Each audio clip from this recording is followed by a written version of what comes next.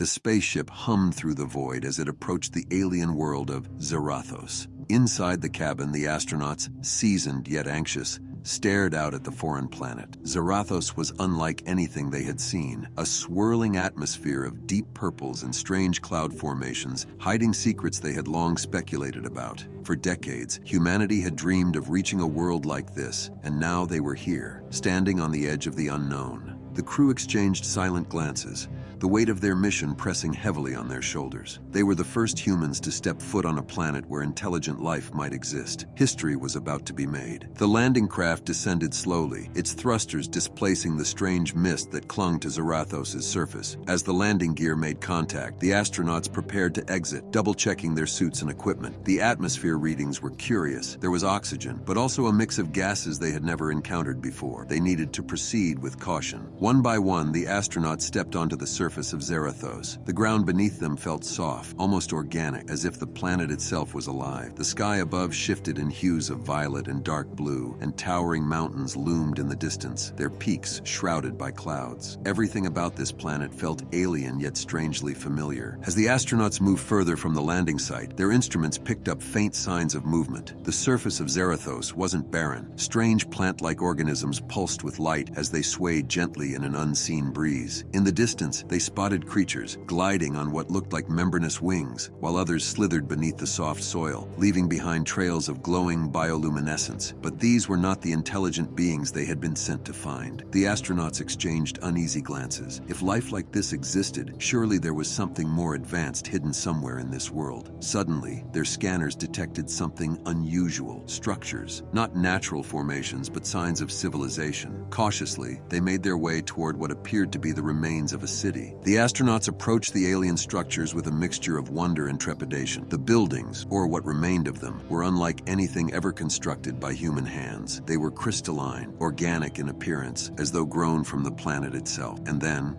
out of the mist, something stirred. Tall, slender beings with multi-limbed bodies emerged from the shadows. Their forms were elegant, their movements fluid. These were the Extratherians, the intelligent life humanity had sought. Their eyes shimmered with a soft inner light, and their skin seemed to ripple with every movement. The astronauts stood frozen, unsure of what to do next. Communication between species was the goal, but how? Would the Extratherians understand human gestures, words, or symbols? For a moment, both sides simply observed one another, each trying to comprehend the strange beings standing before them. Communication between the astronauts and the Extratherians did not come easily. The humans attempted basic gestures, movements, and sounds, but the Extratherians didn't respond in kind. Instead, they emitted low hums, their bodies glowing and dimming in rhythmic patterns, as though they were communicating through light and sound. Days passed as the astronauts and Extratherians continued their cautious dance of attempted communication. Both species struggled to understand one another, but there were breakthroughs. Using technology to analyze patterns in the Extratherians' light signals, the astronauts realized that the aliens were using a form of visual language, transmitting complex information in pulses of bioluminescence. Slowly, the two species began to understand each other. Curiosity overtook fear as they exchanged basic concepts: space, technology, life. As the astronauts spent more time with the Extratherians, they were granted access to their cities. Unlike the abandoned ruins they had first encountered, these settlements were vibrant and full of life. The Extratherians had mastered technologies that humans could barely comprehend, devices that manipulated energy, floated effortlessly, and even altered the environment around them. What stood out most was the Extratherians' apparent harmony with their planet. Zerathos and its inhabitants were intertwined in a way that suggested a deep connection, both physical and spiritual. Their cities grew organically from the landscape, and their technology did not disrupt nature, but seemed to enhance it. Yet, despite their advancements, the Extratherians were not without weaknesses. They marveled at the human astronauts' ingenuity, how humans adapted to harsh environments, used creativity to solve problems, and possessed a relentless drive to explore. Though peaceful contact had been made, the astronauts were not immune to the risks of living on an alien world. Zerathos was not Earth. As they continued to interact with the Extratherians, some of the astronauts began to feel the effects of the planet's unfamiliar atmosphere. There were headaches, disorientation, and even fainting spells. The Extratherians, too, seemed concerned concerned. Their biology was so different that even casual proximity to humans caused them visible discomfort at times. The astronauts realized that while contact had been established, there were still vast differences between their species: biological, environmental, and even psychological. One astronaut fell seriously ill after exposure to a substance in the air, prompting the team to retreat to their ship for analysis. It was a stark reminder that Zerathos, despite its beauty, was not a place built for human life. Back on Earth, the discovery of intelligent alien life sent shockwaves across human civilization. Philosophers, religious leaders, and politicians debated what it meant to share the universe with another sentient species. Some hailed it as the greatest achievement of humankind, while others feared the unknown consequences of this discovery. The astronauts themselves wrestled with difficult questions. Should they share human technology with the Zerathos? What if it disrupted their delicate balance with Zerathos? How much should humanity involve itself in the affairs of this alien race, and at what cost? The Zerathos too seemed to grapple with their new reality. They had never encountered a species like humans before, beings who traveled the stars, driven by curiosity and ambition. It was both a marvel and a warning to the Zerathos, who had lived in equilibrium with their planet for millennia. As the weeks passed, the relationship between the astronauts and the Zerathos deepened, but so did the tensions. The humans' presence had already begun to affect Zerathos in subtle ways. Plants near their base began to change color, and some local wildlife grew skittish, retreating further from the landing site. There was an unspoken question hanging in the air. Could humans and Zerathos truly coexist on Zerathos without disrupting the planet's delicate balance? The Zerathos, with their deep connection to Zerathos, feared that humanity's thirst for exploration might eventually lead to exploitation. The astronauts, on the other hand, recognized the potential for collaboration, envisioning a future where both species could share knowledge and explore the stars together. But peace was fragile. One misstep, one misunderstanding, and it could all unravel into conflict. The journey to Zerathos marked the beginning of a new era for humanity. The astronauts had achieved what many thought impossible: contact with an intelligent alien species. But this first step